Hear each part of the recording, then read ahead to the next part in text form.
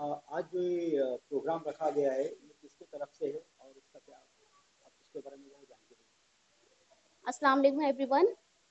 आज हमारी स्कूल न्यास नेशनल स्कूल की तरफ से पपेट शो ऑर्गेनाइज किया गया है, जो कि न्यास नेशनल स्कूल के मैनेजमेंट की तरफ से है, जिसमें प्री प्राइमरी से 4th ग्रेड तक के बच्चों ने पार्टिसिपेट किया है। ना सिर्फ सीबीएसई बल्कि एमएसबी के बच्चों ने भी पार्टिसिपेट किया।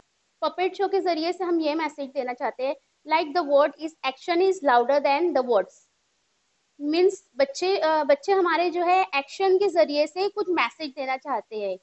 अकॉर्डिंग टू माय फ्रेज कि पपेट शो के जरिए से हम काफी मैसेज जो है जो लोग नहीं समझ सकते हैं वो चीज हम बाय पपेट के थ्रू बताना चाहते हैं। I Sana Shaikh, supervisor of P primary section. First कि क्लास में किस तरह बच्चों को पढ़ाना चाहिए। पढ़ाना is a easy task, just book लेकर आइए, पढ़ाइए, आपका काम खत्म नहीं। अब जैसे जैसे दिन बदल रहे हैं, हमको भी अपने आप को बदलना है। अब कोई एक न्यू स्टोरी पढ़ाना है आपको, तो डायरेक्टली आप क्लास में आके स्टोरी स्टार्ट नहीं कर सकते। अगर स्टार्ट कर रहे हैं, बच्चों को समझ में आ जाता है, लेकिन बच्चा बहुत जल्दी भूल जाता है। तो अगर याद करना है और लॉन्ग प्रोसेस में रखना है स्टोरी को या कोई राइम को या कोई चीज आप इनकलकेट करना चाह रहे हैं स्टूडेंट में, तो इस तरह यूज कर सकते हैं एक पपेट को लेके। जैसे आपने एक प्रॉप्स बना लिया, एक ह्यूमन पपेट बना लिया या कोई मैजिक पपेट बना लिया, माइम एक्ट के थ्रू बता दिया, तो ये कैसा होता है, कलरफुल चीजें रहती है और कलरफुल चीजें बच्चों को बहुत अट्रैक्ट करती है और बच्चे लॉन्ग प्रोसेस तक याद करते हैं।